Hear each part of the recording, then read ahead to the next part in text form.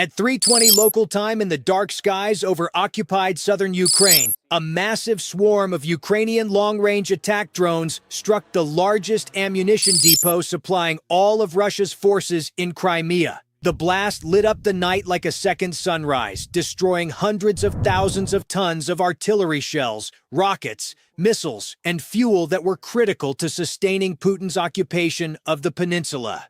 What Russia believed was a secure rear area logistics hub became a raging inferno in minutes. Operation Depot Inferno had begun, deep inside Ukrainian drone command centers and forward operating bases in southern Ukraine. Elite operators from the 82nd Air Assault Brigade, 47th Mechanized Brigade, and specialized unmanned aerial units prepared with cold, focused intensity. In dimly lit rooms filled with glowing screens, drone pilots and mission commanders reviewed high-resolution satellite imagery and real-time intelligence feeds showing the massive Russian ammunition depot near the Crimean land bridge corridor. Each operator checked their control stations while ground crews performed final pre-flight inspections on waves of modified long-range strike drones, including advanced FPV kamikaze variants, decoy drones, and heavy payload aircraft carrying thermobaric and high-explosive warheads. Support teams loaded extra batteries, updated AI-assisted navigation software, and synchronized electronic warfare jammers designed to blind Russian air defenses. Reconnaissance teams on the ground fed live updates from hidden positions near the target area. The atmosphere was tense but confident. Every Ukrainian warrior understood the strategic prize. This single depot fed nearly all ammunition and missile resupply for Russian troops holding Crimea. Destroying it would starve Putin's forces of the firepower they desperately needed. At 3:45, the operation launched. The first wave of decoy drones lifted off from hidden mobile launch sites, flying low and erratic to draw Russian air defense radars and Panzer systems away from the main strike package. Minutes later, the real strike force, over 80 advanced Ukrainian drones in coordinated swarms, rose into the night sky. Ground crews watched silently as the aircraft disappeared into the darkness, their AI navigation guiding them along pre-planned routes that hugged terrain to avoid detection. Overhead, Ukrainian electronic warfare teams began flooding Russian radar frequencies with noise while Bayraktar TB2 reconnaissance drones provided persistent overwatch from safe distances.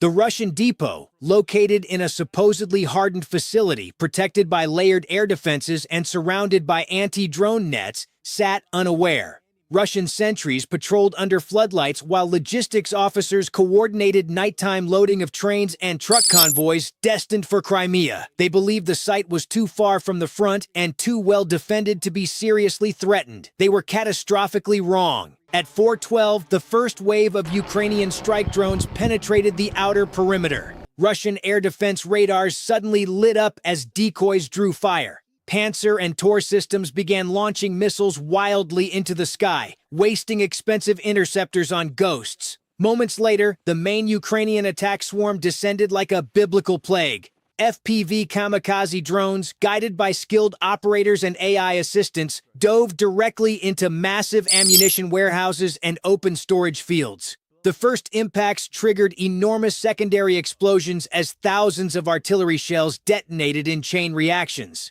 The night sky turned bright orange as fireball after fireball erupted, sending shockwaves that rattled windows dozens of kilometers away. Ukrainian operators watching live feeds in their command centers methodically directed follow-up strikes. One heavy payload drone slammed into the central railhead where trains loaded with Grad rockets and Iskander missiles waited for departure to Crimea. The resulting blast obliterated an entire section of track and dozens of loaded rail cars in a mushroom cloud of fire and smoke.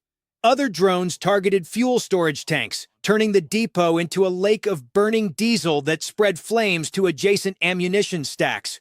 Russian crews who rushed to fight the fires were cut down by secondary drone strikes and falling debris. Russian command reacted with panic. Orders went out for immediate fighter interception. But Ukrainian electronic warfare jammed communications and GPS signals across the area. Su-30 and Su-35 jets scrambled from nearby airfields only to find their targeting systems disrupted and the sky filled with cheap, hard-to-hit drones. Several Russian aircraft were forced to abort due to the dense drone swarm and threat of man-pads from Ukrainian Special Forces teams operating closer to the front. By 4:35, the destruction had reached apocalyptic levels. The main ammunition bunkers, designed to withstand conventional strikes, collapsed under the relentless barrage of precision drone attacks and uncontrollable secondary detonations.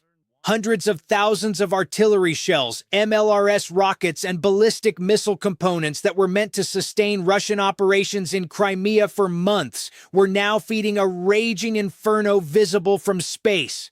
Thick black smoke columns rose tens of thousands of feet into the atmosphere, carrying toxic fumes across the occupied territories. Ukrainian ground reconnaissance teams positioned several kilometers away confirmed the scale of the catastrophe through thermal imaging and relayed the success back to command. The depot that supplied virtually all of Russia's forces on the peninsula was burning out of control. Firefighting efforts were futile. The explosions were too frequent and too powerful. At 05:10, the final wave of Ukrainian drones delivered the coup de grace, striking any remaining undamaged storage halls and critical infrastructure. The once massive logistics hub was reduced to a smoldering crater field of twisted metal, collapsed bunkers, and burning wreckage. By 05:45, all Ukrainian drones that could return had done so or had successfully self-destructed after completing their missions. Operators in the command centers leaned back in their chairs, exhausted but triumphant, as confirmation footage spread through secure channels. The strike had achieved complete success with minimal losses. In the days that followed, Russian forces in Crimea began feeling the immediate effects. Ammunition shortages forced reduced artillery fire. Planned offensives were postponed. Supply trains that once moved freely toward the peninsula now faced even greater risks on the contested land bridge. The depot that supplied all of Russia's Crimea operations was gone, destroyed not by expensive Western missiles, but by innovative, low-cost Ukrainian drone warfare that had once again rewritten the rules of the conflict. This single operation demonstrated Ukraine's growing mastery of asymmetric warfare. Using ingenuity, courage, and rapidly evolving drone technology, Ukrainian forces had struck a blow deep behind Russian lines, crippling a vital logistical artery without committing large ground forces. The fires still burning at the depot serve as a powerful symbol. No Russian rear area is truly safe, and the battle for Crimea is being won not only on the front lines, but in the skies above supply routes. Operation Depot Inferno was complete. The ammunition depot supplying all of Russia's forces in Crimea is no more, reduced to ashes by the relentless precision and innovation of Ukrainian drone warriors. The message to Moscow is clear. Every shell, every rocket, and every supply line feeding this illegal occupation will be hunted and destroyed. The road to victory in the south runs through the skies, and Ukraine now owns those skies.